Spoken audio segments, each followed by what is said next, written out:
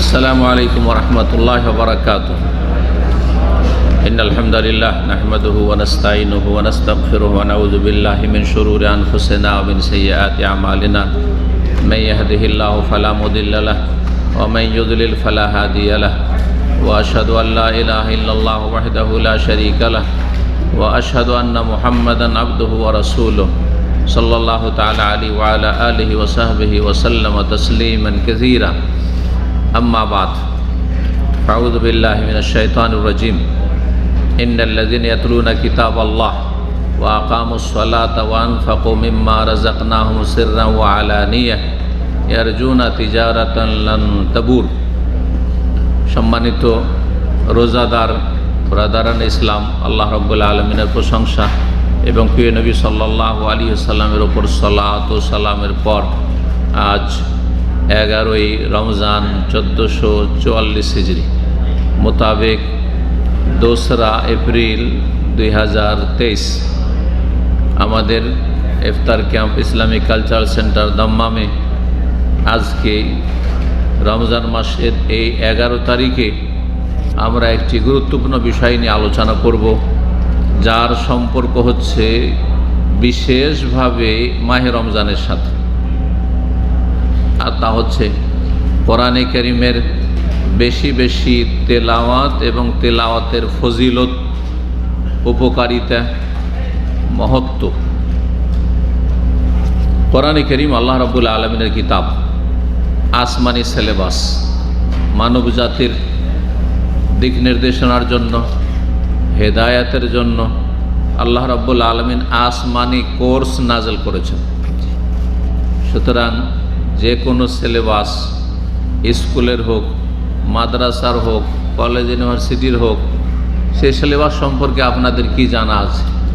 এই নয় যে সিলেবাসের যা কিছু তাতে পড়া হয় সেগুলো বিনা বুঝাই পড়ে নিল, ব্যাস চলে গেল, এমনটা তো নয়। সিলেবাস সম্পর্কে জানতে হবে যে আছে কি সিলেবাসে, কি পড়ানো হয়, আর তাতে কি বলা আছে, কি কি বিষয়গুলি নিয়ে ক্লাস হবে গোটা বছরে বা গোটা কোর্সে, আর সেগুলি সম্পর্কে ছাত্রকে পুরোপুরি জ্ঞান দেওয়া, আর তারপরে সেগুলির অনুযায়ী সে পরীক্ষায় উত্তর দিতে পারছে কিনা। এ হচ্ছে সিলেবাস। একটা ছেলে যখন সিলেবাস ফলো করে, যে যত বেশি সিলেবাস ফলো করে সে তত বেশি রেজাল্ট ভালো করে।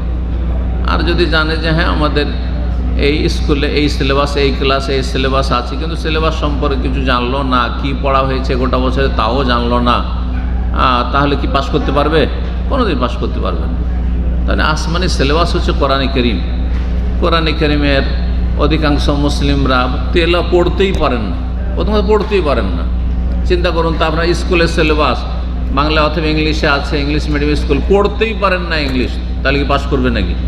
তো পড়তেই পারে না, তো অর্থ বোঝা তো দূরের কথা। তো কোরআনে কারীম আসমানি সিলেবাস, অধিকাংশ মুসলিমরা তেলাওয়াত পড়তেই পারেন না, এইখানেই তো শেষ। তারপরে পড়ে নেওয়া যথেষ্ট। ধরেন ইংলিশ রিডিং করতে পারে একটা ছেলে ইংলিশ মিডিয়াম, কিন্তু অর্থ বুঝে না যে সিলেবাসে কি বলা আছে না বলা আছে, পাশ করতে পারবে? সেও তো ফেল। তাহলে কোরআনে কারীমে শুধু তেলাওয়াত করবেন, মানে পাঠ করবেন, আর এক অক্ষরে 10 নেকির ফজিলত জানা আছে সেটাই শুধু নেবেন, মনে করছেন যে এতেই ব্যাস অনেক কিছু করলাম, আর অর্থই বুঝলেন না, তাহলে কি করে আপনার পাশ হবে? কি করে পাশ করবেন? আর পাশ না করলে ফেল, মানে জান্নাত থেকে বঞ্চিত, জান্নাত হবেন না। এই ছোটোখাটো বিষয় নয়, কিন্তু বিষয়টি তো হালকা নয় যেভাবে হালকা বুঝছি আমরা। কিন্তু তাহলে সিলেবাসটাকে বুঝতে হবে, বোধগম্য হইতে হবে যে কি বলা আছে এতে, কি কি জিনিসগুলো আছে। তারপরে তখন সেই অনুযায়ী নিজেকে গড়তে হবে। এলমের পরে, জ্ঞান অর্জনের পরে আমল করা, মানে কর্ম করা। আমল মানে কর্ম, আমল মানে কর্ম। সুতরাং আসমানি সিলেবাসে কোরআনে কারীমে আছে ফা'লাম আন্নাহু লা ইলাহা ইল্লাল্লাহ, এটা জানো নিশ্চিত যে আল্লাহ ছাড়া কোনো সত্য মাবুদ নেই। আল্লাহ হচ্ছেন একমাত্র সত্য উপাস্য মাবুদ, বাকিগুলো সব মিথ্যা, বাতিল। সুতরাং মিথ্যাকে অস্বীকার করতে হবে, বাতিলকে অস্বীকার করতে হবে, দরগা দুর্গাকে অস্বীকার করতে হবে, আল্লাহ ছাড়া অন্যকে অস্বীকার করতে হবে যে এসব আমার উপাস্য না, সেগুলি আমার মতো সৃষ্টি, সেগুলি আমার মতো সৃষ্টি। আমিও মানুষ, রামকৃষ্ণ হিন্দুদের তারাও মানুষ, আমার চাইতে বড় কিছু না। জি, বরং আমি আলহামদুলিল্লাহ বেঁচে আছি, কথা বলতে পারছি। তারা যদি আসলে মানুষ পৃথিবীতে এসে থাকে তো চলে গেছে, এখন কথা বলার ক্ষমতা আছে। যেমন হিন্দুদের ক্ষেত্রে এই কথাটি বলবেন, তেমন মুসলিম যারা মাজার পূজারী তাদের ক্ষেত্রে এই কথা। হ্যাঁ, জিলানি, চিস্তি, আবু হানিফা, শাফি, মালিক, আহমদ আর অমুক আর তমুক, আপনার শাহজালাল, শাহপুরান, তারা আমাদের মতোই মানুষ, মানে তারাও আমাদের মতোই সৃষ্টি মানুষ। মুসলিম ছিল, আমিও মুসলিম, তারাও মুসলিম ছিলেন। তারা তাদের আমল নিয়ে আল্লাহর কাছে চলে গেছেন, আমাকে আমার আমল নিয়ে আল্লাহর কাছে যেতে হবে। আমার আমলের জবাব আপনারা দেবেন না, আর আপনাদের আমলের জবাব আমাকে দেওয়া লাগবে না, না লাগবে? তেমনি জিলানি, চিস্তি, শাহজালাল, শাহপুরান, তাদের আমলের জবাব না বিনা হিসাবে? আপনার জানা আছে বিনা হিসাবে কি? বিনা, আপনি কি আমার সম্পর্কে জানেন যে আমি বিনা হিসাবে যেমন আমার হিসাব হবে, তাই না? যেমন আমার সম্পর্কে জানেন না যে আমার হিসাব কঠিন হবে না হালকা হবে না বিনা হিসাবে হবে, পরিণাম জানেন না, আমিও জানি না, আপনারাও জানেন না, তেমনি জিলানি, চিস্তি সম্পর্কে কি করেই বা বলছেন? হ্যাঁ, শুধু বিনা হিসাবের কথা নেই, এতটুকু বললে তো দেখ বিনা হিসাবে আল্লাহর নেক বান্দারা যাবে যদি সত্যি নেক বান্দা হন। কিন্তু তিনি আবার আমাদের কি কিছু করে দিতে পারবেন, উদ্ধার করতে পারবেন? এত বড় শিরকি কুফরি আকিদা, এটা আল্লাহর হক, আল্লাহর হক। তারপরে একজন মানুষ বেঁচে থাকলেও তো 10টা টাকা দিয়ে উপকার করতে পারে। এই আপনারা বেঁচে আছেন, যদি এখানে আলহামদুলিল্লাহ সামনে আছেন, ইচ্ছা করেন তো 100 রিয়াল করে সবাই মিলে দিয়ে অনেক টাকা জমা হয়ে যাবে, হবে না? হবে না? তো 100 টাকা করে টাকা দেওয়ার মতো ক্ষমতা আপনাদের প্রায় লোকেরই আছে, আছে না নেই? কিন্তু আপনাদের রোগ ভালো করার ক্ষমতা আছে? হ্যাঁ, একটা নিঃসন্তান আছে, 20 বছর হয়ে গেছে, বিয়ে শাদী করা, ছেলে মেয়ে হচ্ছে না, তাকে সন্তান দেওয়ার মতো আপনাদের সবটি মিলে ক্ষমতা আছে? আছে নাকি? তা আমার ক্ষমতা আছে, আমি দিতে পারবো?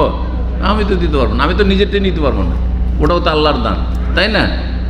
তাহলে আমরা জীবিত থেকে 100টা টাকা দিতে পারছি, কিন্তু ওই যে মরার লাশ দাফন করা আছে, মাজারে গিয়ে যদি বলেন যে বাবা আপনার সম্পর্কে তো জানি যে আপনি নাকি সব ক্ষমতা রাখেন, তো 100টা টাকা এখন আমাকে ধরিয়ে দেন, ক্ষমতা আছে নাকি? আছে? কোনো ক্ষমতা নেই। তারপরে কোনো মাজার পূজা, তারপরে কোনো মাজার পূজা, এটা বাতিল পূজা। ভালো করে শুনে রাখেন, যালিকা বিআন্নাল্লাহু আল হক, এটা আগে জানো। প্রথম কোরআনের সিলেবাস যে আল্লাহ সত্য, মাবুদ একমাত্র আল্লাহ, ইবাদত করবেন একমাত্র আল্লাহ, চাইবেন আল্লাহর কাছে। হ্যাঁ, তার সম্পর্কে অসাধারণ যা বলবেন যে তিনি আমাকে সব দিতে পারেন, যা অসম্ভব কিছু না, সব দিতে পারেন, কিন্তু আমি আপনি জীবিত থাকলেও দিতে পারি না। কি দিতে পারি? সীমিত। আপনাকে একটা প্লেট খাবার দিতে পারবো, তাই না? আপনার রোগ ভালো করতে পারবো, আপনার টেনশন দূর করতে পারবো, বালা মুসিবত দূর করতে পারবো? কোনো ক্ষমতা নেই, কোনো ক্ষমতা নেই। তাহলে একটা মৃত ব্যক্তি সম্পর্কে এরকম আকীদা রাখছেন যেটা একটা জীবিত আপনার মতো ক্ষমতা রাখে না।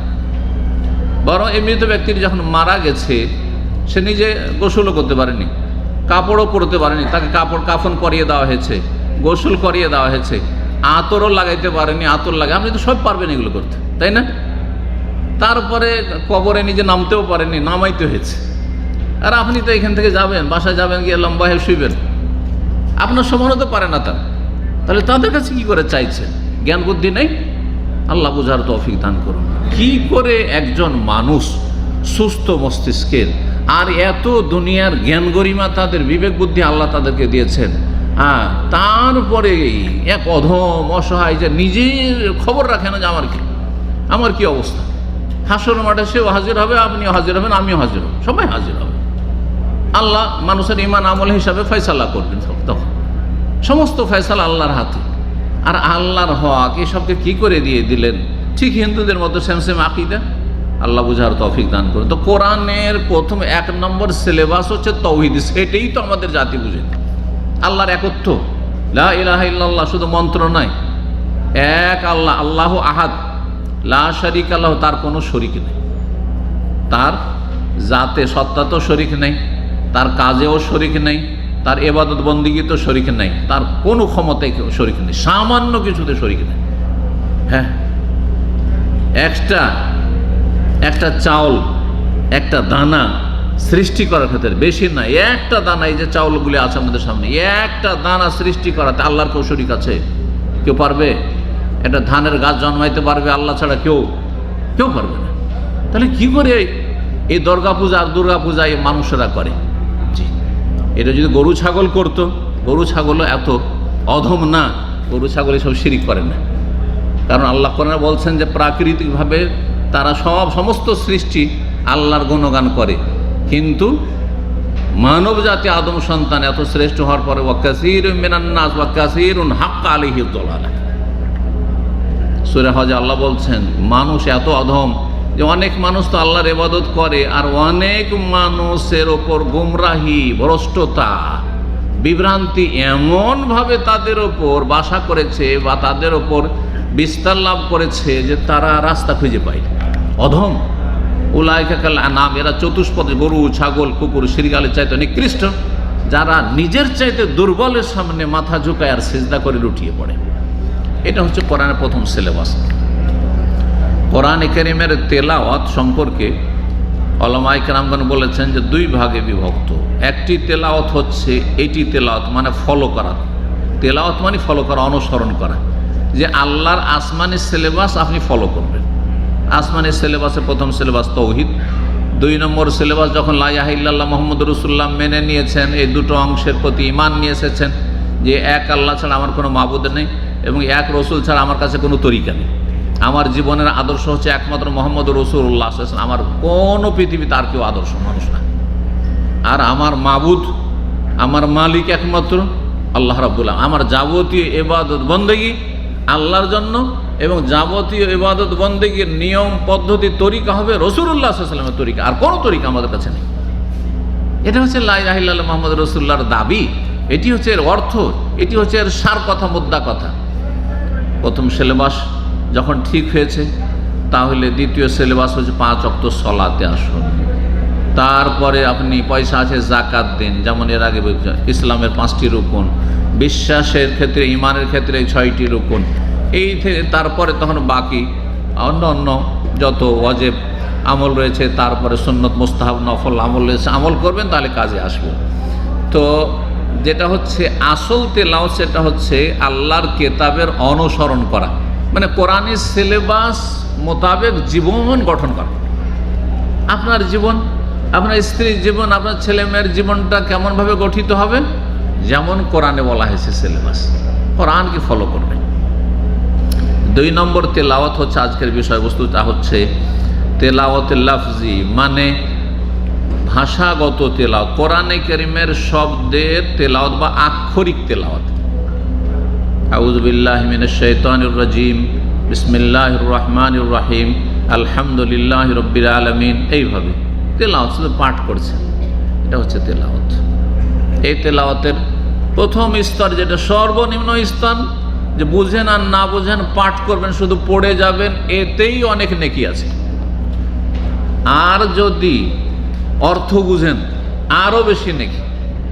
অর্থ বুঝার পরে আপনি থেমে থেমে অর্থ বুঝেন, গভীরভাবে তাফসীর বুঝে, তারপরে সেগুলি অধ্যয়ন করে জীবনের প্রতিটি ক্ষেত্রে বাস্তবায়ন করেন। একটা হুকুম জানলেই আগে আমল করেন। সাহাবায়ে কেরামরা এমনটাই করতেন, কিন্তু বেশি বেশি খতম এগুলো তাদের আদর্শ ছিল না। তাদের আদর্শ ছিল যে একটি বিষয় জেনেছি, সাথে সাথে আমলের চেষ্টা করি, ফরজ হোক আর নফল হোক। জেনেছি যে দান সাদকার অনেক ফজিলত আছে, আপনারা তো সবাই জানেন, কিন্তু অনেকে মাসকে মাস, বছরকে বছর কোনোদিন কাউকে দান সাদকা করে, তাই না? জেনেছি যে মানুষকে ভালো কথা বলা, অকুলুল লিন্নাসি হুসনা। জেনেছি যে অফালুল খায়রা, জনকল্যাণমূলক কাজ করো। সুতরাং যেই কোনো জায়গায়, রাস্তায় চলতে ফিরতে, উঠতে বসতে ভালো কথা বলা আর ভালো জনকল্যাণমূলক কাজ করা। রাস্তায় আসতে দেখছি যে একটা ইঁট পড়ে আছে, একটা কাঁটা পড়ে আছে, সাথে সাথে উঠিয়ে ডাস্টবিনে ফেলে দেবো। রাস্তায় দেখলাম যে একটা বোতল পড়ে আছে, ময়লা আবর্জনা কিছুটা পড়ে আছে, আমি সাফ করে দিলাম। কারণ আমাকে যখন অরুচিকর লাগছে, এরকম বহু লোককে লাগবে, বা আমাকে যখন কষ্ট হচ্ছে, বিরক্তিকর লাগছে, রাস্তায় নোংরা লাগছে, এই নোংরা যেন না থাকে, আমি নিজেই পরিষ্কার করে দিলাম। না, আমি খেয়ে নিলাম আর খেয়ে নিয়ে ফেলে দিলাম, ক্লিনার তো আছে, ক্লিনার আছে, সেই জন্য আপনি রাস্তাঘাটে এভাবে ময়লা আবর্জনা ফেলবেন আর পড়ে থাকলে আপনি পড়ে থাকতে দেবেন যে যার পেশা সে করুক, আমি কেন করব? না, আপনি উঠিয়ে পরিষ্কার করে দেবেন। ইসলাম এইটা পর্যন্ত শিখিয়েছে। ওয়াইমাতাতুল আযা আনিত তারিকে সাদাকা, রাস্তা থেকে কষ্টদায়ক বস্তু বা নোংরা বস্তুকে সরিয়ে ফেলা, উঠিয়ে ফেলা হচ্ছে সাদকা। একটা পয়সা দান করলে না, কিন্তু সাদকার নেকি পেয়ে গেলেন। এটি হচ্ছে ইমানের যে 70-এর বেশি শাখার আদনাহা, সর্বনিম্ন শাখা, যে রাস্তাঘাটে ময়লা আবর্জনা কোনো কিছু কষ্টদায়ক রয়েছে, প্রথম কথা ফেলতে দেবেন না, নিজেও ফেলবেন না, কাউকে ফেলতে দেবেন না। আর কেউ যদি ফেলে দেয় আর দেখেন যে রাস্তাঘাট খারাপ হয়ে আছে, অথবা সিঁড়িটা খারাপ হয়ে আছে, অথবা এই জায়গাটা ময়লা আছে, আপনি উঠিয়ে ফেলে দিন, পরিষ্কার করে দিন। রাস্তাঘাট সম্পর্কে যদি এটা হয়, তাহলে আপনার ঘর বাড়ির আশেপাশে, তারপরে আপনি যেখানে খাওয়া দাওয়া করছেন সেখানে যে মজলিসে বসছেন বা অন্যরা বসবে ইত্যাদি, এইরকম উপকারী জায়গা, ছায়া বিশিষ্ট গাছের তলায় অনেকে পেশাব পায়খানা করে, পানি তো অনেকে পেশাব পায়খানা করে। হ্যাঁ, ইসলামে এগুলো কেন হারাম? কারণ এগুলোতে আপনার ক্ষতি এবং অন্যের ক্ষতি। আপনি হয়তো সেখান থেকে চলে গেলেন পেশাব পায়খানা করে, অন্যরা ক্ষতিগ্রস্ত হইল। তো যার ফলে দ্বীন ইসলাম, যে কথাটি বলছিলাম, যে সাহাবায়ে কেরাম বা সালাফে সালেহিন, তাবেঈন, তাবেঈন, তাদের আদর্শ হচ্ছে কোরআন এবং হাদিস, আল্লাহ এবং রসুলের কথা একটা জানো, জানার পরে আমল করার চেষ্টা করো। আল্লাহ তৌফিক দান করুন। সময় এগিয়ে চলে গেছে। তেলাওয়াতের অনেক ফজিলত রয়েছে। শুধু তেলাওয়াত, আপনি কোরআনটা পড়তে জানেন, আল্লাহর বড় নিয়ামত। কোরআন পড়তে জানেন, এটা আল্লাহর বড় নিয়ামত। কোরআন যারা তেলাওয়াত করে প্রাথমিক স্তরে হলেও তারা সমাজের সবচেয়ে ভালো মানুষ। এটি আমার কথা না। একজন কোরআন পড়তে পারে আর একজন কোরআন পড়তে পারে না। যে কোরআন পড়তে পারে সে সমাজের সবচেয়ে ভালো মানুষ। সে বয়সে ছোট হোক, সামাজিক দিক থেকে, পারিবারিক দিকে দুর্বল হোক, গরিবের ছেলে হোক, রিক্সা চালক হোক, মেথর হোক, সে আমার চাইতে আপনার চাইতে শ্রেষ্ঠ, তার যদি কোরআনের জ্ঞান থাকে। জি, এই মর্মে হাদিস উসমান রাদিয়াল্লাহু তাআলা আনহু, তৃতীয় খলিফা, তিনি সাহাবায়ে কেরামদের মধ্যে বলা হয়েছে যে অনেক বেশি তেলাওয়াত করতেন। যে কয়েকজন সবচেয়ে বেশি কোরআন তেলাওয়াত করতেন, সবসময় তাদের হাতে কোরআন দেখা যায়, সবসময় কোরআনে কারীম পাঠ করতে থাকতেন। তাদের অন্যতম হচ্ছেন উসমান রাদিয়াল্লাহু তাআলা আনহু। তো তিনি এই হাদিসে বর্ণনাকারী, খায়রুকুম মান তাআল্লামাল কোরআন ওয়া আল্লামাহু, তোমাদের মধ্যে সবচাইতে উৎকৃষ্ট, সবচাইতে ভালো মানুষ মান তাআল্লামাল কোরআন, যে কোরআন নিজে শিখে অথবা শিখায়। কোরআন নিজে শিখছেন অথবা শিখাচ্ছেন, কোরআনের নিজেই তেলাওয়াত করছেন, এলেম হাসিল করেছেন, কাউকে শিখান না। আপনি নিজে এলেম হাসিল, কোরআন জানেন, কোরআন পড়তে পারেন, আর তার উপরে যত এগিয়ে যাবেন তত বেশি ফজিলত আপনার। কোরআনের যদি জ্ঞান থাকে, সবচেয়ে ভালো মানুষ। আর ওর চাইতে ভালো মানুষ কোরআনের জ্ঞানও আছে আর অন্য কাউকে জ্ঞান দিতেও পারছেন, শিখাইতে পারছেন, আরও 10টা লোককে শিখিয়ে দিলেন, তাহলে আরও ভালো মানুষ। সহিহ বুখারীর হাদিস, নবী সাল্লাল্লাহু আলাইহি ওয়াসাল্লাম এই হাদিস, খায়রুকুম মান তাআল্লামাল কোরআন ওয়া আল্লামাহু, তোমাদের মধ্যে সবচেয়ে ভালো মানুষ ওই ব্যক্তি যে কোরআন শিখে, কোরআনের ছাত্র অথবা কোরআনের শিক্ষক। কোরআনের ছাত্র শিক্ষক মানে শুধু কোরআনের আক্ষরিক জ্ঞান নয়, ওর চাইতে বড় শিক্ষক একজন কোরআনের হাফেজ, শুধু কোরআন মুখস্থ করায়, আরেকজন কোরআনের কারি, শুধু শুদ্ধ কোরআন পড়ায়, আর একজন কোরআনের অর্থ তাফসীর বুঝায় মানুষকে। সে আরও বেশি ফজিলতের,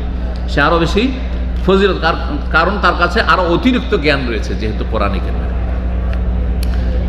তারপরে সহিহ বুখারী মুসলিমে আরেকটি হাদিস রয়েছে, নবী সাল্লাল্লাহু আলাইহি ওয়াসাল্লাম বলেছেন, আল মাহিরু বিল কোরআন মা সাফারাতিল কিরামিল বারারা ওয়াল্লাযী ইয়াকরাউল কোরআন ওয়া ইয়াতাতাআতাউ ফীহি ওয়া হুয়া আলাইহি শাক্কুন ফালাহু আজরান। কোরআন যারা পড়ে তারা সাধারণত দুই ভাগে বিভক্ত, মানে দুই শ্রেণীর লোক, দুই ভাগে ভাগ করা যায়। এক হচ্ছে যারা কোরআন পড়ে আর কোরআনে খুব পারদর্শী। মাহির মানে হচ্ছে পারদর্শী, পটু। কোরআন পড়া মনে হচ্ছে তাদের পানির মতো, কষ্ট হয় না, তারপরে উচ্চারণে কোনো রকমের ভুল হয় না, স্বাভাবিক যেমন মাতৃভাষা বলে যাচ্ছে। দেখেন, মাতৃভাষায় এক আল্লাহর এমন নিয়ামত চিন্তা করে বলতে হয় না। আপনি একটু গিয়ার চেঞ্জ করে আপনার নিজের মাতৃভাষা বাদ দিয়ে আপনি উর্দুতে কথা বলেন, আপনি যতই ভালো আরবি জানেন, আমরা যতই ভালো আরবি জানি, যতই ভালো উর্দু জানি না কেন, কারণ সারা জীবন উর্দু আর আরবি পড়েছি মাদ্রাসা থেকে শুরু করে আজ পর্যন্ত, আর এই দুটো ভাষা সবচেয়ে বেশি পড়াশোনা হয়, বাংলা পড়া ওর চাইতে অনেক কম হয়। তারপর মাতৃভাষার জন্য আমাকেও কিন্তু এখানে চিন্তা করতে হয় না যে কোন শব্দটা কিভাবে পেশ করব, অটোমেটিক্যালি কিন্তু বেরিয়ে আসছে, ঠিক না? এটা খেয়াল করেছেন কিনা? কিন্তু যখনই অন্য ভাষায় গিয়ার চেঞ্জ করবেন তখন আপনাকে এখানে আগে ব্রেনে ট্রান্সলেট করবে, আপনার কিন্তু থিঙ্কিং চিন্তাগুলি কিন্তু বাংলায় হচ্ছে মাতৃভাষায়, তারপরে সেটার অটোমেটিক অনুবাদ হচ্ছে, অনুবাদ এখানে হওয়ার পরে কিন্তু কম্পিউটারের মতো অনুবাদের সাথে সাথে তখন আপনি জবান দিয়ে বের করছেন অন্য ভাষা, আরবি অথবা উর্দু বা অন্য ভাষা বলছেন। তো এই জন্য যার কোরআনের তেলাওয়াত হচ্ছে একবার মাতৃভাষার মতো, এত সুন্দর তেলাওয়াত করে, এত সুন্দর ইজি, তার জন্য খুব সহজ। যদি এইরকম হয় যেই ব্যক্তি কোরআনের পারদর্শী, কোরআনের অর্থে পারদর্শী, কোরআনের তেলাওয়াতে পারদর্শী, কোরআন মুখস্থতে পারদর্শী, আল মাহের অবিল কোরআন, যে কোরআনের মাহের, মা সাফারাতিল কেরামিল বারারা, সম্মানিত নেক ফেরেশতারা মালায়েকা যে রয়েছেন তাদের সাথে আল্লাহ তাদেরকে স্থান দেবেন হাসরের মাঠে জান্নাতে। তারা অবস্থান করবে কার সাথে? সাফারা মানে মালায়েকা, ফেরেশতা যারা আল্লাহর দূত, সাফির মানে দূত হয়, সাফারা বহু বচন, কেরাম সম্মানিত, সম্মানিত ফেরেশতা, আল বারারা বারনের বহু বচন, নেক যারা, কারণ ফেরেশতারা সবাই সম্মানিত, সবাই নেক, তাদের কোনো গুনাহ হয় না। যেমন মানুষ, আমি যতই ভালো মানুষ হয় আমার গুনাহ হইতে পারে, আর হচ্ছেও, ইচ্ছা করে না হলে অনিচ্ছাকৃত ভুল হয়ে যাচ্ছে, কিন্তু ফেরেশতারা লা ইয়াসুন আল্লাহ, আমার কোনো গুনাহ হয়নি। তাদের সাথে আল্লাহ জায়গা দেবেন কোরআনের যারা পারদর্শী পণ্ডিত জ্ঞানী, তাদেরকে, কোরআন যারা বেশি বেশি তেলাওয়াত করে তাদেরকে। ওয়াল্লাযী ইয়াকরাউল কোরআন, আর আরেক শ্রেণীর মানুষ কোরআন পড়ে কিন্তু কোরআন পড়তে গিয়ে উচ্চারণে কষ্ট হয়, তার কোরআন স্পষ্ট করে ক্লিয়ার করতে বড় কষ্ট হয়, এমন লাগে, ভারী লাগে উচ্চারণ করতে, হ্যাঁ, পার্থক্য করতে পার না, জিম, জাল, জা, সা আর শিন আর সিন, এই পার্থক্য যদি আপনার ছোট থেকে ফাউন্ডেশন মজবুত না থাকে অথবা একটু মেহনত ভালো না করেন তাহলে করতে পারবেন না। অনেক সময় অনিচ্ছাকৃত, মাতৃভাষা না হলে, মাতৃভাষা হলে অটোমেটিক্যালি বেরোয়, মাতৃভাষা না হলে অনিচ্ছাকৃত ভুল বেরিয়ে যায়, অনিচ্ছাকৃত, অথচ জানা আছে যে এখানে জিম হবে না, এখানে যা হবে। তো যার পড়তে কষ্ট হয়, প্রাথমিক শিখেছেন, অল্প কিছু শিখেছেন, যেমন আপনারা সাধারণ মানুষ যারা কোরআন পড়তে পারেন, কষ্ট করে পড়ছেন আপনি, ওয়াহু আলাই শাকুন, এই যে কষ্ট করে পড়ছেন আর কষ্ট করছেন, এক পড়ার ফজিলত নেকি আর কষ্ট করার নেকি, সেই জন্য নবী বলছেন ফালাহু আজরান, ডবল নেকি পাবে, দ্বিগুণ নেকি। কষ্ট করে যারা কোরআন পাঠ করে তারা দ্বিগুণ নেকি পাবে, ডবল নেকি পাবে। তাহলে যারা কষ্ট করে পড়ে তারা কি এর চাইতে বেশি? যেই ব্যক্তি কোরআনের পণ্ডিত পারদর্শী তার চাইতে বেশি না, বেশি বোঝানো হয়নি। এইখানে দুটো যেহেতু সে শ্রম দিচ্ছে, একটা কষ্ট করছে আর একটা কোরআন পড়ছে, সেই জন্য ডবল নেকি, দুই গুণ। আর তার চাইতে বেশি হচ্ছে মর্যাদা কার? যে কোরআনের পারদর্শী, সে তো ফেরেশতাদের সাথে, হাসর মাঠে তার সাথে ফেরেশতা, তারপরে কবর থেকে উঠে যাচ্ছে তার সাথে মালায়েকা, তারপরে জান্নাতে তার সাথে মালায়েকা, সবসময় ডানে বামে, যেমন সিকিউরিটি। দেখেন আমাদের কোনো সিকিউরিটি নেই, আছে সিকিউরিটি আছে, কিন্তু যত যে বড় মানুষ হবে তত তার পাশে সিকিউরিটি, তত তার পাশে সিকিউরিটি আছে। ঠিক তেমনই যেন যারা কোরআনের মাহের পারদর্শী তাদের ডানে বামে সামনে পিছনে ফেরেশতাদের সিকিউরিটি পাহারা থাকবে। এটা তো আখিরাতে থাকবে, দুনিয়া তো আল্লাহ হেফাজত করবেন। কোরআন দিয়ে আল্লাহ মানুষের হেফাজত করেন, যাদের অন্তরে কোরআন রয়েছে তাদেরকে আল্লাহ হেফাজত করেন জিন শয়তানের অনিষ্ট থেকে, মানুষ শয়তানের অনিষ্ট থেকে। জিন কোরআনের জ্ঞানীকে দেখলে দূরে পালায়, জিন শয়তান। পক্ষান্তরে যার অন্তরে কোরআনের জ্ঞান নেই, তার অন্তর সম্পর্কে, তার কলব সম্পর্কে নবী সাল্লাল্লাহু আলাইহি ওয়াসাল্লাম বলেছে কাল বাইতুল খারিব, বিরান বাড়ির মতো। বিরান বাড়ি বুঝেন তো? অনাবাদ বাড়ি, বাড়ি তৈরি করা আছে, মালিক বছরকে বছর যায় না, সে বাড়িতে কে বাস করে? কয়েকটা দিন খালি থাকলে জিন শয়তান এসে দেখবে যে বাড়িটা তো খালি আছে, কেউ তো আমাদের ডিস্টার্ব করবে না, তখন ওখানে বাস করা শুরু করবে, জিন শয়তান বাস করা শুরু করবে। এইরকম বাড়িগুলো দীর্ঘদিন যখন খালি থাকে আর তারপর কোনো মানুষ বসবাস শুরু করে আর ঈমান আমল দুর্বল হয়, পাপ করছে, তখন তাদের ছেলে মেয়েদেরকে শয়তান তখন কষ্ট দিতে শুরু করে, পেরেশান করা শুরু করে। কিন্তু ভালো মানুষ গেলে, ভালো মানুষ হঠাৎ করে যদি ঢুকে যায়, আর বিরান বাড়ি ছিল, সাথে সাথে শয়তান আর ভয়ে সেখানে টিকতে পারবে না, কারণ এখানে থাকলে জ্বলে পুড়ে শেষ হয়ে যাব। হ্যাঁ, সুতরাং পালিয়ে যায়। এই পার্থক্যটা আমরা দেখতে পাই। দীর্ঘদিন খালি বাড়ি এই জন্য রাখতেন নাই, প্রয়োজনের বেশি বাড়ি তৈরি করে আর ঘর তৈরি করে রাখতেন না, এগুলো শরীয়তে আসলে ভালো জিনিস নয়। তো যে কথাটি বলছিলাম, যে নবী সাল্লাল্লাহু আলাইহি ওয়াসাল্লাম বলেছেন, যার অন্তরে কোরআন নেই, আল্লাযী লাইসা ফি জাওফি কোরআনুন কাল বাইতিল খারিব, বিরান বাড়ির মতো, অনাবাদ বাড়ির মতো, সেখানে শয়তান আড্ডা করে। ঠিক তেমনি যার কোরআনের জ্ঞান নেই, তাকে শয়তান যে কোনো সময় বিভ্রান্ত করতে পারে। কোরআনে কারিমের ফজিলত সম্পর্কে বিভিন্ন দিক থেকে অনেক হাদিস রয়েছে। একটি হাদিস আর শোনায় যেটি খুব গুরুত্বপূর্ণ এবং এইটি অনেকের জানাই আছে। তিরমিজির হাদিস এবং হাদিসটি সহিহ বা হাসান। আব্দুল্লাহ ইবনে মাসউদ রাদিয়াল্লাহু তাআলা আনহু বর্ণনা করেছেন, মান কারা হারফান মিন কিতাবিল্লাহ, কেউ যদি আল্লাহর কিতাব কোরআনে কারিমের একটা অক্ষর পাঠ করে, একটা অক্ষর, ফালাহু বিহি হাসানা, তাহলে সে তার বিনিময়ে এক নেকি পাবে।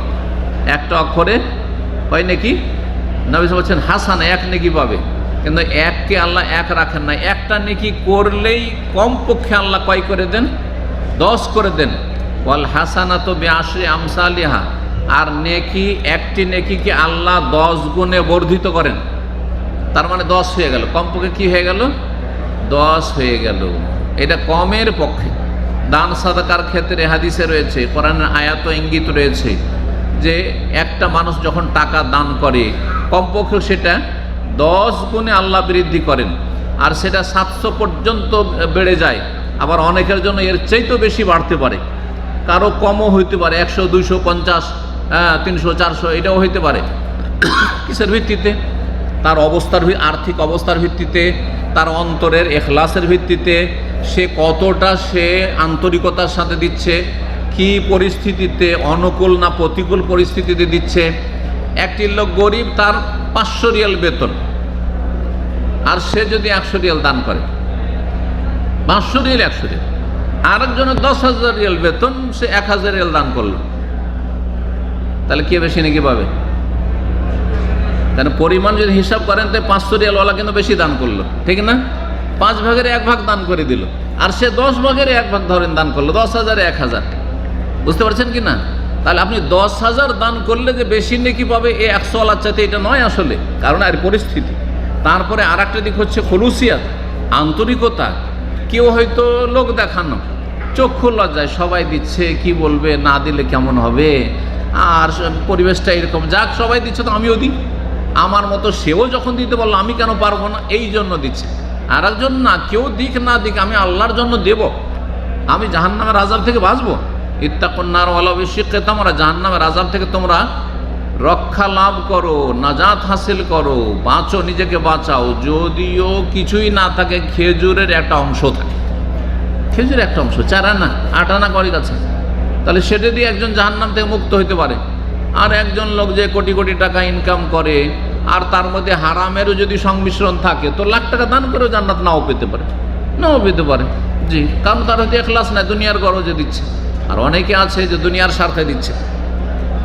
আল্লাহ বুঝার তৌফিক দান করতে। যে কথাটা বলছিলাম, যে ইসলামে যে কোনো একটা নেকি করলে কমপক্ষে কি হয়? 10 গুণ হয়ে যায়। তাহলে আপনি একটা অক্ষর কোরআনে পাঠ করলে কত পেলেন? হ্যাঁ, 10 নেকি পেলেন। নবী সাল্লাল্লাহু আলাইহি ওয়াসাল্লাম এটাকে ভেঙে বোঝাচ্ছেন যে লা আকুলু আলিফ লাম মিম হারফুন, আমি এটা বলছি না তোমাদের যে কেউ পড়লো আলিফ লাম মিম, এটা একটা অক্ষর হলো, বরং এতে 3টি অক্ষর হয়ে গেল। বাল আলিফুন হারফুন, লামুন হারফুন, ওয়া মিমুন হারফুন। আলিফ একটা অক্ষর হয়ে গেল, লাম একটি অক্ষর হয়ে গেল, আর মিম আর একটি অক্ষর হয়ে গেল। তাহলে একটি লোক শুধু বলল আলিফ লাম মিম, কত নেকি পেল? 30 নেকি পেয়ে গেল, 30 নেকি পেয়ে গেল। বিসমিল্লাহির রহমানির রহিম, এটি কোরআনের আয়াত।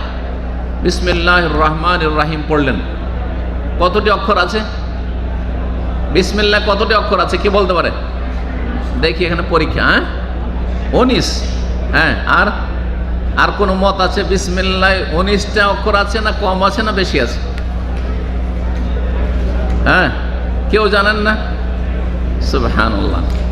বিসমিল্লাহ 19 অক্ষর আছে, এটি আমাদের দেশে প্রচলিত ভুল। প্রচলিত ভুল বুঝেন, মানে বলে মানুষ সবাই, কিন্তু কথাটি ভুল, আসলে সূক্ষ্ম না।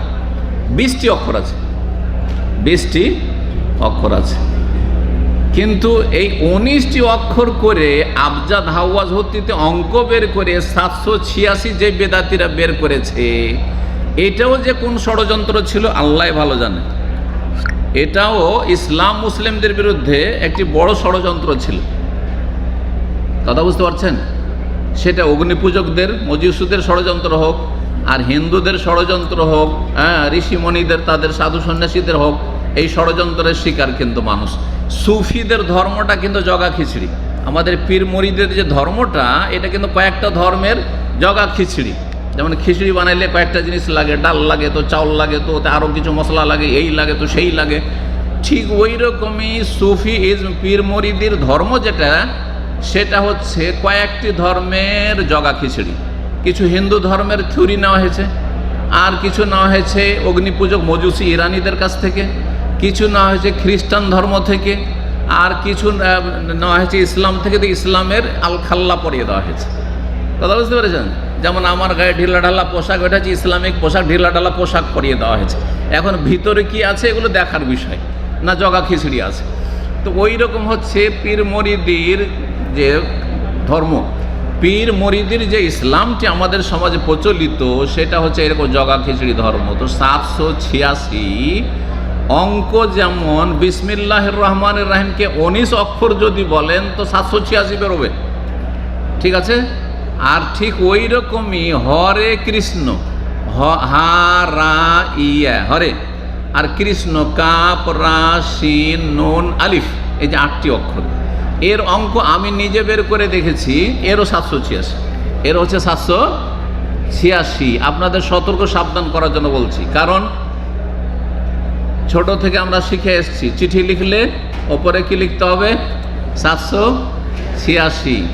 হ্যাঁ, তারপরে বাড়িতে গেটে গেটে লেখা আছে 786। এই 786 মানে হরে কৃষ্ণ।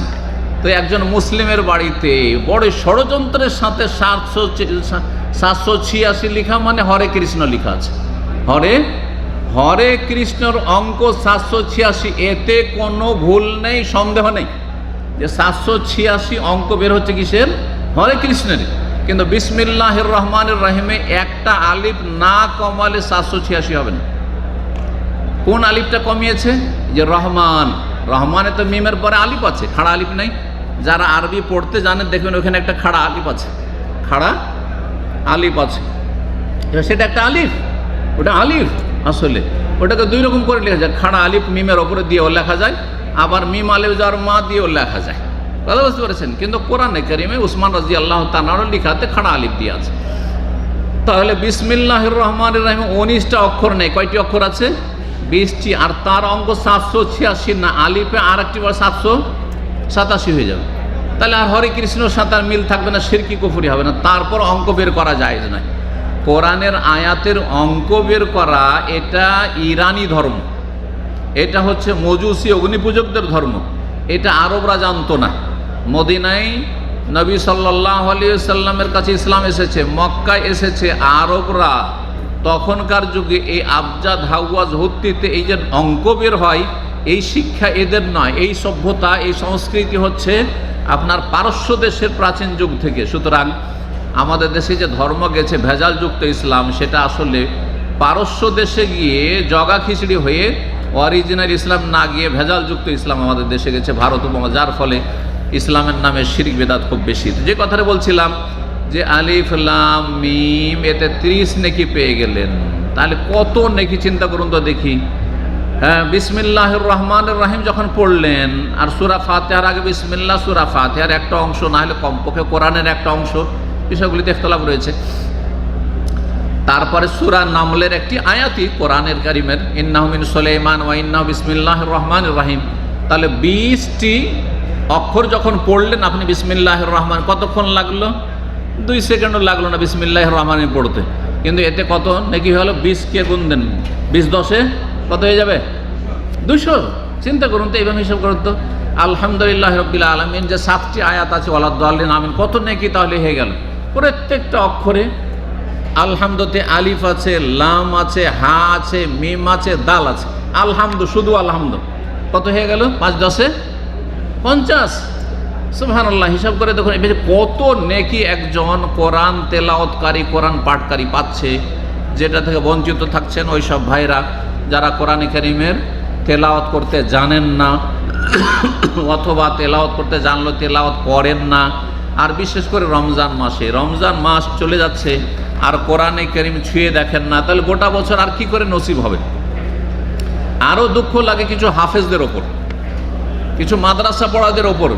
মাদ্রাসা পড়ার মতো পড়ে নিয়েছে, আর তারপরে সৌদি আরবে বা অন্য দেশে যে কোনো জায়গায় রোজগারে লেগেছে, আর কোরআন পড়াপড়ি নেই, কোরআন পড়াপড়ি আর নেই। দেখবেন যারা এরকম হাফেজ আছে আশেপাশে, ভালো করে খোঁজ করে দেখবেন, ও শুধু পেটের পিছনে ছুটে, পয়সা কোথায় আছে, পয়সা কোথায় আছে, কোরআন তেলাওয়াত নেই। রমজান মাসেও তেলাওয়াত নেই, রমজান মাসেও কোরআনের সাথে সম্পর্ক নেই। অথচ রমজান মাসে আল্লাহ কোরআন কারীম নাযিল করেছেন, আর নবী সাল্লাল্লাহু আলাইহি ওয়াসাল্লাম জিবরাইল আলাইহিস সালামকে কোরআন শুনিয়েছেন রমজান মাসে। তো এই বিষয়গুলি খেয়াল রাখা উচিত। সময় শেষ হতে যাচ্ছে হয়তো। তো সালাফে সালেহিনরা রমজান মাস আসলে যারা বড় বড় আলেম ছিলেন, ইমাম ছিলেন, তারা হাদিস চর্চা করতেন না, তারা ফেকা পড়তেন না, তারা সবসময় কোরআন পড়তেন, সবসময় কোরআন পড়তেন এবং কোরআন বুঝে বুঝে পড়তেন তারা। তার মধ্যে ইমাম জোহরি রাহিমাহুল্লাহ সম্পর্কে রয়েছে, তিনি প্রখ্যাত তাবেঈ। এজা দাখালা যখন রমজান মাস আসতো তো বলতেন ইন্নামা হুয়া তিলাওয়াতুল কোরআন, রমজান মাস শুধু তেলাওয়াতে কোরআনের জন্য, আর ওই তামুত্তম, আর গরিব মিসকিনকে খাবার দেওয়ার জন্য, গরিব মিসকিনকে খাওয়াবো আর কোরআনে কারিমে তেলাওয়াত করবো। এই রমজান মাসে তোমাদেরকে হাদিস পড়াবো না।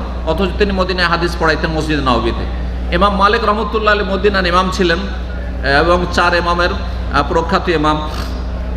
এজা দাখালা রমজান, যখন রমজান মাস আসতো তখন তারা কাকিরাত আল হাদিস, হাদিস পড়া ছেড়ে দিতেন, হাদিসের শিক্ষা ছেড়ে দিতেন, মাজালিস আল ইলম, এবং তার যে দর্স আলোচনা হয়তো সেগুলো ছেড়ে দিতেন। ওয়াকবালা আল কিরাআতিল কোরআন মিনাল মুসহাফ, কোরআন নিয়ে তিনি তেলাওয়াত করতেন। ইমাম কাতাদা রাহিমাহুল্লাহ প্রখ্যাত তাবেঈ, তিনি 7 দিনে 1 খতম দিতেন, 7 দিনে একবার কোরআন খতম করতেন, সারা বছর এটা করতেন।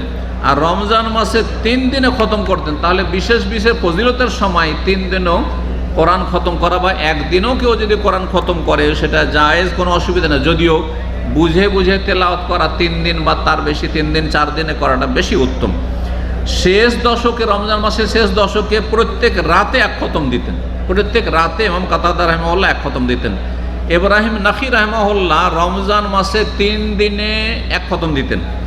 আর রমজান মাসের শেষ 10 দিন যে আসছে, লাইলাতুল কাদর যাতে রয়েছে, 2 রাতে 1 খতম, মানে প্রতিদিন 15 পারা করে পড়তেন, প্রতিদিন 15 পারা, এমন কোনো ব্যাপার না।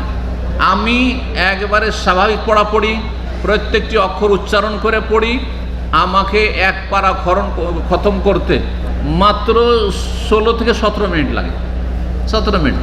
তাহলে মোটামুটি 1 ঘন্টাতে 1 ঘন্টা 3 থেকে 3.5 পারা হয়ে যায়, কাছাকাছি 4 পারা পড়লে একটু বেশি স্পিড হয়ে যায়, যেটা পড়া পছন্দ না, সেই জন্য আমি ছেড়ে দিচ্ছি। ওইটা ছাত্র জীবনে পড়তাম এরকম, যখন জানতাম না মাসলা, কিন্তু এখন আর ওইভাবে পড়ি না, আমি ধীর স্থিরভাবে পড়ি আলহামদুলিল্লাহ। আর মাত্র 16, 17, 18 মিনিট, এর বেশি লাগে না। মাঝখানে কোনো টেলিফোন রিসিভ করা চলবে না, এদিক সেদিক মেসেজ দেওয়া চলবে না, কারোর সাথে কথা বলা চলবে না, মাত্র এই লাগবে। তাহলে খতম করা এমন কোনো ব্যাপার না, 2 দিনে খতম করাটা কোনো ব্যাপারই না।